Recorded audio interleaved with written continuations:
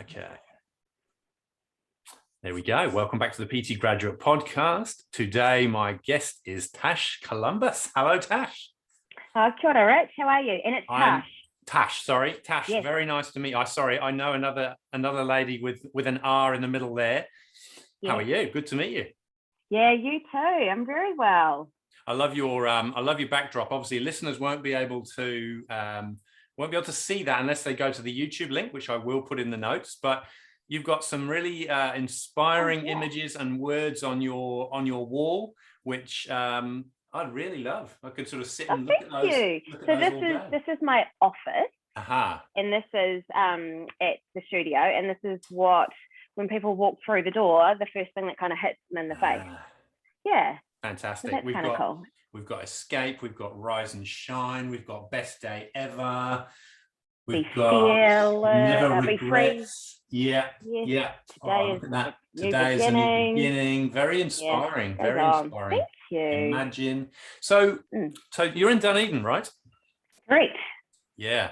So tell us a little bit about, I guess, let's go back. How did you get into the industry? What got you going? What was your motivation? And then we can kind of zoom up to today. Yep. I love that. So back in 2012, my husband bought me a fitcamp package, or a boot camp package, at Les Mills here in Dunedin, which absolutely terrified me.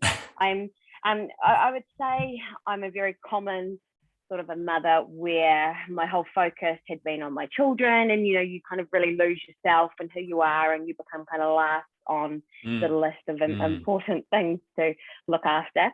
So he bought me that for Mother's Day, actually, which was fantastic. I sat in the car, almost didn't get out, crying, really didn't want to go, but Matt got out the car door and met the most amazing people. And in fact, still today, we are best friends, which is really, really cool. I love that. It really brings everyone together. And then I joined up at Les Mills and started to become really involved in their going to group fitness. I got myself a personal trainer, and then the PT manager there tapped me on the shoulder and said, "Have you ever thought about being a PT?" And my first answer was no, absolutely not. I didn't have a huge amount of self-confidence or belief in myself that I would make any difference, any positive impact to anybody. However, she didn't let that go, and she's someone that you don't really want to say no to. So I ended up just saying yes to get her off my back a little bit. I did my study online because I still had two smaller children, and that was through NetFit, which I don't think is around anymore. I know the name. So I did my training through there. And then the PT manager at Les Mills, Tracy was her name at the time, she sort of kept hounding me to pick a start date. So I did, finally, still not ready, but jumped straight in. And I was really smart about how I ran my PT business. But having two small children, I didn't want to be wasting my time. So I approached all the really popular PTs there. I approached the reception staff and, of course, the PT manager, because everybody knew who Tracy was. And if someone's going to train with, if Tracy's going to train with someone, then they're going to be the best. So that was my idea. Was for that first month to just go in and do as many sessions as I possibly could for free to get seen. So I would train Tracy at sort of 6 a.m. I would train the reception staff for free, because who do, people come along and say, they talk to the reception staff, who do you train with? So, Tash, right. So within that, by the end of that month, I had 40 clients. Good grief. So I was full. Wow. This was in my first month, yes. So, and I stayed like that for forever, actually. But within the first year, I started to really, something shifted in me, and I understood what I was doing was really important, and I was making a difference. I found my niche clientele within that first month as well, because I was training everybody, so Sky PTs, and the popular clients. Every gym always has those popular clients, so I was training them as well. But learned very quickly that women was where it was at for me, and in particular mothers. Yep. So fast forward a year after that, I started to think about, right, I need to be a little bit smarter with my time. I cannot increase my PT clientele. I just could not take on any more than 40. That was absolutely maxed out. Yeah. So then I thought about group fitness. Now, I'd never taken group fitness, but I love it. I mean, it changed my life when I did my boot camp at Les Mills. So I wanted to try and give back to the community a wee bit as well. And I, in 2014, I think it was, I approached More FM, a radio station here in Dunedin, and said, how about we offer a spring challenge to your listeners for free, just for, I think we did 4 weeks initially. Yeah. For 12 people, and they can have them ring in and register, and then how about I come in each week and I'll talk about what we did and stuff like that. I was really, really fortunate that they said yes. Yeah. So, and now I think you probably have to pay for that kind of advertising. So I was very lucky I didn't have to. But what that did, it was allowed me to see whether I was any good at it. So I'm one of those, well, I think most trainers are those A-type personalities, and I wouldn't like to do something if I wasn't amazing at it. So I loved it. And those 12 women that I initially started, some of them are still with me today. And that was back in 2014. So that's pretty incredible. Yeah. But they said to me after it finished, hey, what are we going to do next? I've got a friend who would like to come, really happy to pay you. So that's kind of how my boot camps grew. And from there, I started to add sort of extra little pockets of groups where I could. And still doing my 40 PT clients. And I think at that stage, I might have had 4 groups of, say, 16 boot camps. Now, what happened with Les Mills, and I love Les Mills so much, I learned a huge amount about myself and about what I loved about the fitness industry and what I didn't like about the fitness industry, because I think that's just as important. Yeah. But I started to realize that what I wanted to bring into this industry was more of the personal side of stuff. I felt like I wasn't, everything just started to feel a bit rushed, and I just really needed a change, actually.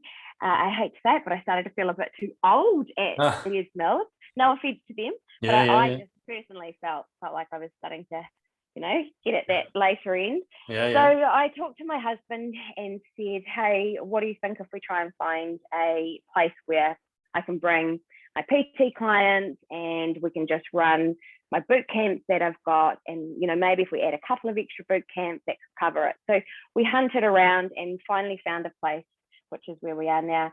And we sat down and we worked out our finances. I would have been $5,000 short a year, or less a year, if nothing changed, if we just stayed exactly as we were. And I was like, you know what? I can handle losing $5,000 a year, have my own rules. Absolutely. So in 2017, we opened the doors of Team Tash training, and that name came from, it was a little bit of banter back at Les Mills, where we had Team Tash over here, and there'd be another PT with their team. So that's where they came from. Yeah, that name came from. Yeah, that was a mistake. That would be my biggest lesson that I've learned in business, was naming it after myself. Big mistake. Okay. And I'll tell you why. Because people expected me when we first opened to be here all the time, and the business revolved around me, which was fine to start with, but I didn't realize how big we would grow. And then when I started to bring other trainers in, people were like, oh, hold on a minute, where's Tash? She's not here. So that was my biggest business lesson. Okay. But anyway, back in 2017, we opened the doors. All my PT clients came with me. In fact, it was a mass exodus. I think there was about 80 people who followed me. Sorry, yourself. Followed me over, which was phenomenal. Yeah. And we started to add a few other classes. And within 3 months, I was at my capacity within the first 3 months. Right. I had no idea that would happen. And very luckily, a girl who'd been following me on social media, she reached out and said, hey, would you, I would really love to come and work with you. Have you got anything available? And to start with, I was, oh, this is my baby. that whole new in business, like control everything. Yeah. But eventually, I needed her. I absolutely needed her. And then we just slowly started adding more classes, different kind of classes, more boot camps, and then we changed the name to boot camp to fit camp, because I think boot camp for women you can envision crawling on the ground and flopping tires, a bit of spit over there. So we changed the name. And fast forward today, there is myself. I now have an assistant manager and 3 other coaches, so 5 of us in total, which is really cool. Really big team. And again, we're still at we're at capacity, really. We can't sort of offer anymore, but we do. We have 8 fit camp groups. So that's the boot camps, and they were within level 2. We max them out at 18 per person, and we have 2 coaches running those. And then we have classes. So boxing is on hold at the moment, currently level 2, but we have Kappa Fit, which is like a really intense 30-minute cardio and strength, sort of more of a HIIT kind of a session.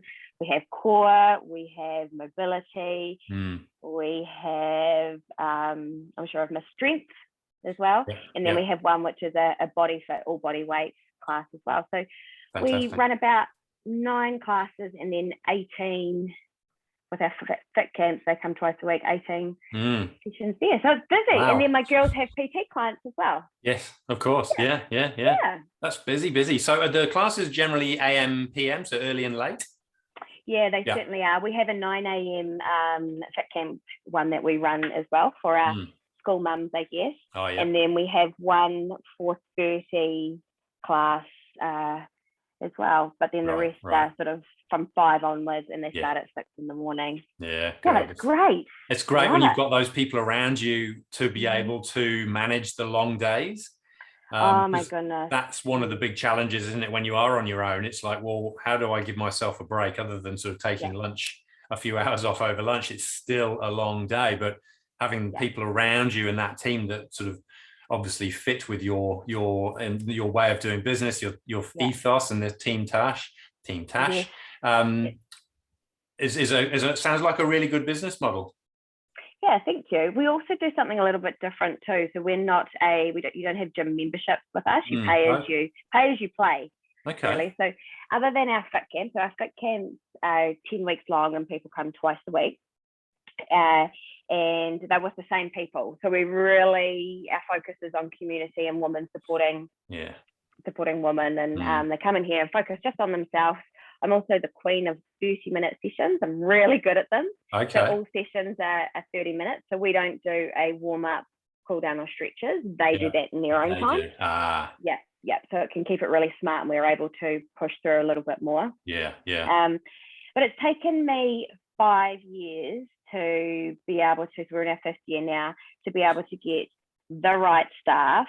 That's really, really important. And I found that really hard, and I wouldn't settle just for anybody. So it meant doing huge hours until I could breathe. And this year I've been able to breathe, which is just phenomenal.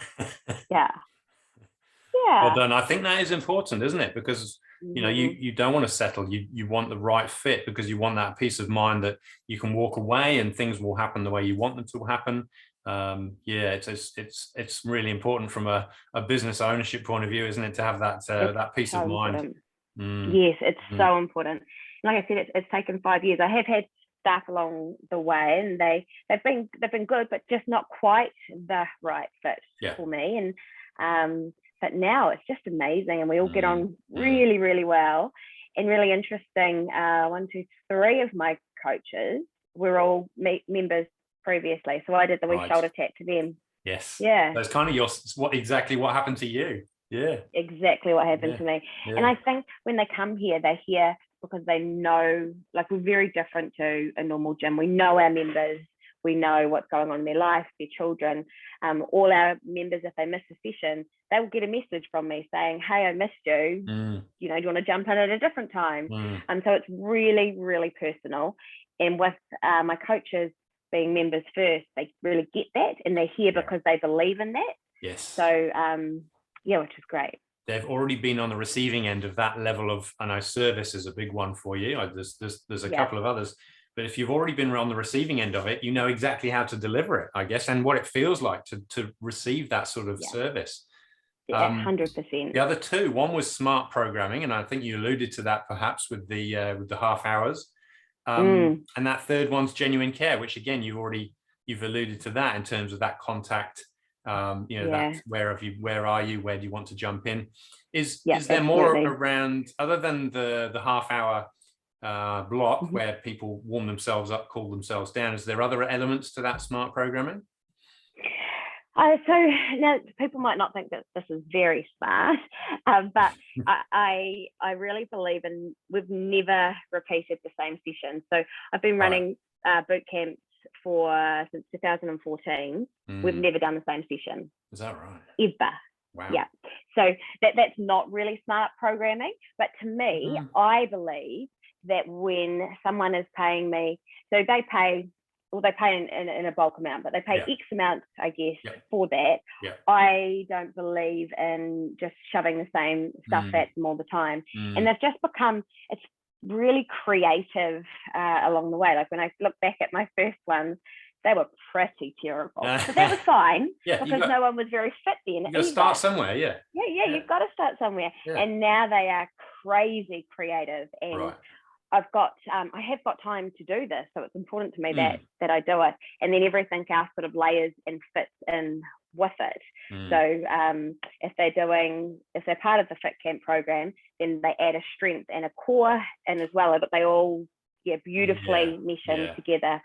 So it does take a little bit of time, but I've gotten really, really good at it, and I probably spend about maybe 5 or 8 hours a week planning all the different sessions. So I plan them all myself. I do all of them, apart from the mobility, because that's not my bag at all, but one of my coaches does that.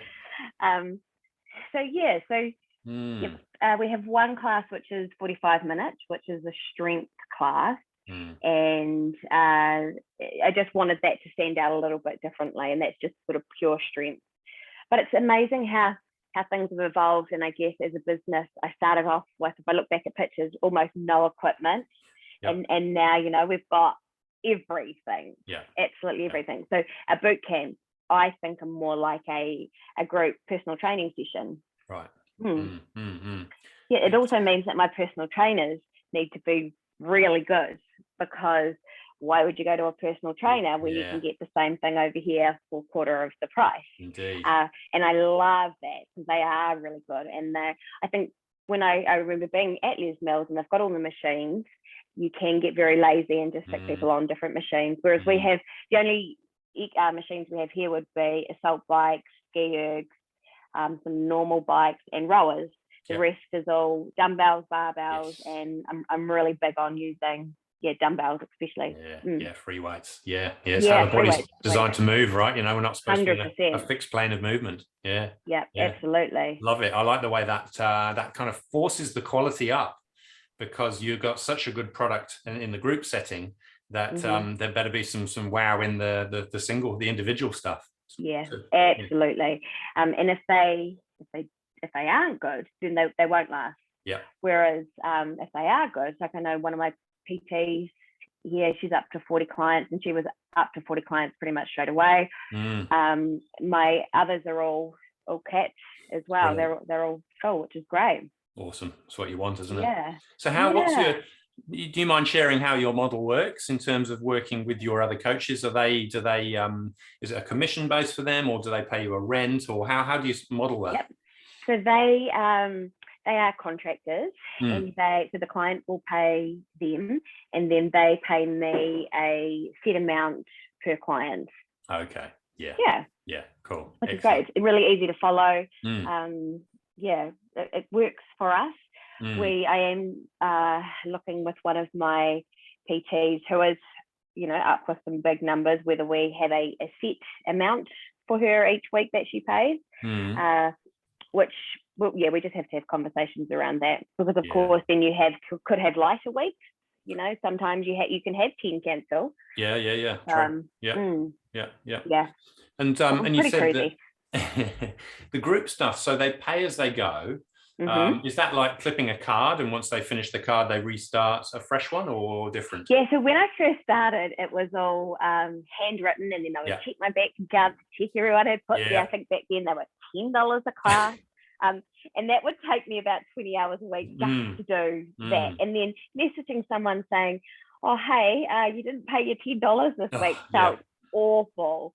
I hated it. So I think it wasn't until my second year I finally found an app that could do all that for me. And remember, this is going back a few years ago where it wasn't so common either. And now we have an app where people can buy. You can buy a one-off class. I feel like it's $15. You can buy a 5-class pass. This is terrible that I don't know the numbers. I'm going to say it's $75, and then a 10-class pass is $130. And then we just introduced this, and the app takes care of all of that, and it tracks it all for me, which is great. Brilliant. And then we just started this year a $35 a week unlimited class pass. So they can come to any classes they like, apart from our fitcamp programs, because that is really different to everything else. And we have quite a few people have taken that up, especially through, it was after COVID, actually. I thought I really want to make, because we've got a good handful of clients that would come to probably 3, 4, 5 classes a week. And that's just getting, you know, expensive. So what I thought is, like, say fitcamp is maybe $30 a week, and then if they were doing 35 for an unlimited class, I believe $65 a week to have all your fitness needs covered is actually a really good value price. So that's where that all came from. It makes sense. It's nice and simple. Oh, simple, really simple. Over COVID, it was amazing. So we took everything online straight away the very first time. We'd been practicing since January. We could see it coming. So we were very ready for it. Yeah, thank you. But our business is kind of designed for lockdown, because you pay as you play. We kept charging people. We didn't, whereas most gyms stopped any memberships, so we didn't have memberships to stop. And I felt, you know what, I'm still providing flipping awesome sessions, and everyone was more than happy to support us and keep paying. So in that first 9 weeks last year, with being closed, we made 40 grand in 9 weeks. Wow. And that's without the government subsidies or anything like that. Yeah, so we did really well. That's really amazing. Well. That's phenomenal. You kind of you COVID proofed your business, you know, without realizing it. Well, yeah, without realizing it, but with some smart planning and by the sound of things first, you know, like I can't imagine there were many people fine tuning that stuff in January when, you know, we could see the writing on the wall, and obviously March we got locked down, didn't we? So, and unless people were, what do they expect?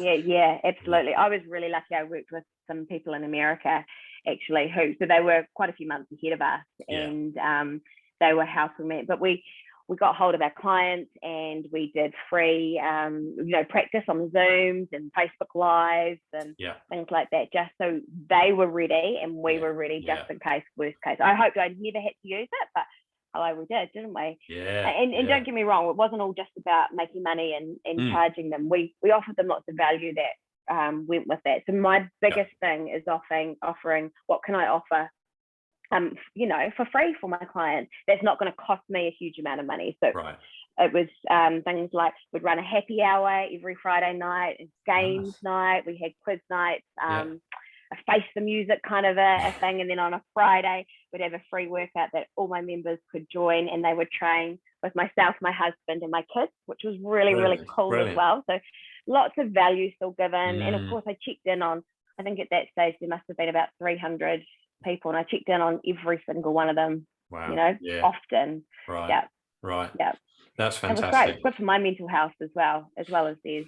Yeah, absolutely. It works both ways, doesn't it? Obviously it's part and parcel of delivering a really good product and service, but you know, there's some real benefit. You know, we benefit just as much, if not more, by giving than taking. And if you're always giving, then you're always receiving some of that good stuff as well. It's totally agree. pretty powerful. And I've talked to lots of people about community, and you know, the fitness awards were recent, and you know, that was a question that came up for, you know, some of the entrants is, you know, what do you do and how do you build that sense of community? And you know, there's such a vast, you know, mixture of responses and replies and how they do it. But I think, you know, without trying to blow to any more smoke up your up your pipe, the stuff that you're doing is comprehensive from where I'm sitting. You know, you're so thorough, you're so supportive. There's some real genuine human being rather than, you know, business owner ringing the till, you know, and people see that straight away, that the bullshit radar is strong, and everybody's is very strong, and they know when there's less genuine intent. Absolutely. Yeah, and I think I think it's so important, and I realized that early on, and that was my biggest thing I wanted to bring into the fitness industry was, with women, we don't feel seen very often, you know. And so I wanted people to know that we see you, we understand you, we respect the stuff that's going on in your life, and we're here for you. You know, we try and get people to leave, you know, life outside and come in and just focus on themselves, but it's a safe place where we'll have several people a week just having a bit of a cry while they're working out, and it's okay. And I think that's real powerful, that they can have their exercise tears because something really terrible is going on, and no one will judge that. So our biggest thing is no judgment, absolutely no bullshit here, and that has been really hard. So I have had some clients along the way that have been a bit gossipy or just not fit in with us, and that's okay. And I'm all about, like, if we're not the right fit for you, well, I'll help you find somewhere else to go, because I genuinely want you to move. But I have had to have the conversations with a few people. You know, I think our journeys ended. You're not quite the right fit, and that is awful. Awful. They hate me. They hate me. But it's okay. It's okay. Yeah, but I think for the good of your business and for all of those other members that do fit, it's a really important conversation, isn't it? 100%. Yeah. And it took me a while to pick up the courage, because it is a real ballsy thing to go out and say, you know what, our journey's finished. It's I know what you've been saying. Having those conversations is awful, because no one wants to hear that they're gossiping and being nasty and putting other people down, do they? No. But I will protect. So my members are like my babies. I'm really fiercely protective of them. And if you come in here and start that crap, then we're not the right place. See ya. Yeah. So important. It's been horrible. For the greater important, good. but horrible. Yeah, well, if it wasn't an unpleasant experience, then that would probably make you a different person. Yeah, that's true. Yeah, that's really true. Yeah. It's just one of those things we have to deal with, I suspect. Yeah, that's right. I've got a couple of other notes here now. I've got like your first, you know, few sentences, you got to the 1 month, 40 clients. That was kind of like, well done, tick, superb, amazing, really good story. Such good story there, and some good stuff for people. People can relate to the struggles that you had, tick. Now the next one was big plans. Now it said big plans. Was it either on your website or on your social media channels, something about big plans for the future? Was something coming, or maybe it's something that's already happened? Yeah, we are looking for a bigger space. Yeah, that will be and it's proving challenging, but we will I'm not going up. Okay. Because we've got a 600 meter square. Is that how they say it in that kind of term? So it's a big space, but it's all one open space. So I can't run a fit camp and then have another kind of class going. So we're at capacity because we cannot put any more in at all. So we need a place with a couple of rooms, and then I'd really like to, you know, maybe have someone who was a nutritionist, because that's not, you know, I'm all about staying in my lane. It's not my lane at all. So just sort of, I want to grow what I would call like a wellness village. Have massage therapists, maybe even someone who could do spray tans, because who doesn't like to be brown? You know, women, we like those things. So just having a little bit of a village for everybody. Yeah. So that's what we're thinking of. I like it. One-stop shop for a lot of other health services under the same roof. Yes. Physio too, of course. Let's not forget them. Very important. Very nice. Yeah, so that'll come, and I've got the staff now that we can move, and it's just about finding the right place that doesn't cost me 200 grand a year. Yeah, true. Yeah, it's got to be perfect. It's got to hit the right dollar amount of it, obviously. Yeah. Fantastic. And I think you ticked the last box as well, which was the branded classes. You've kind of explained those different classes, and it's really, really well explained on your website. It's good. Anybody could go. Yes, I'm in. You know, some websites can be tricky. You know, you need that outsider's point of view to read it and go, yeah, I get it. It's great. So that's I'm so pleased to hear that, because our website wasn't. Right. I don't believe it was. So we had a complete rebuild this year of our website. So it's all new, and really, I wanted it to be really fresh, to show my members. So all the pictures are on there of us and the members, you know, real people. So I'm really pleased to hear that. Thank you. Yeah. And some nice bios or you know, info on your coaches as well, you know, just getting to know them really well and what they do and how they do it, and what sort of people they are. Really important. Yeah. Thank you. Very important. So you've already given me a bunch of fantastic tips, you know, like how to get going, which is probably one of the most important things, you know, just to stay in the industry, is to get that client base going so the cash is flowing. And you did an amazing job of that at Les Mills, and I think your coaches have repeated the process in your facility. So I guess that's that one tick, but maybe some others that you've come across over the years. You've been in business for a while, and you know, what sort of things do you think have been sort of maybe really pivotal things, or things that you didn't go so well that you went, right, I'm not doing that again? What any sort of pearls? So it would come down to the app, obviously, was the big one, for payments and things like that. So don't be afraid. I think delegation as well is the other big thing. And that, I guess, was part of that app. I was delegating it to the app to do. You don't have to do everything. You can't do everything. And I've learned what I can't do. Like, I don't have to be amazing at everything. Like, I'm really good at with my members. I'm great at classes.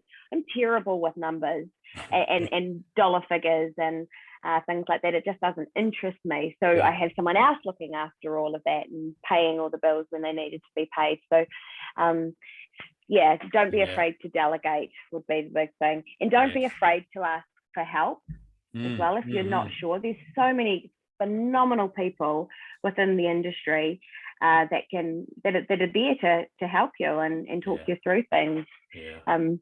And I think I would really love, so I work with a lot of the students down here in Dunedin, and I try and encourage them to understand that, you know what, if a client isn't right for you, it is okay. You know, help them find somewhere else to go. Where don't be so protective of all your people and so cutthroat about it. Like, that's not genuine. We want our clients moving, and if it's not with me, then or you, let's find them somewhere else. Don't be so. Let's just work together. Let's come together and support each other in this industry, rather than, like, I'm an open book and I'm more than happy to talk figures and things like that. Not a lot of people are, and that's fine. But let's just support each other and be okay with you doing really well. You know. Exactly. So help support each other rather than trying to, you know, patch protect. Absolutely. Yeah.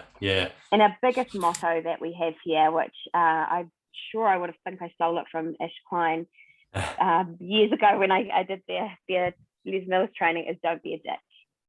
That is it's in my contracts for my clients and for my coaches. Is don't be a dick. I just think it sums up everything. You know. Nice and simple. Everyone gets it.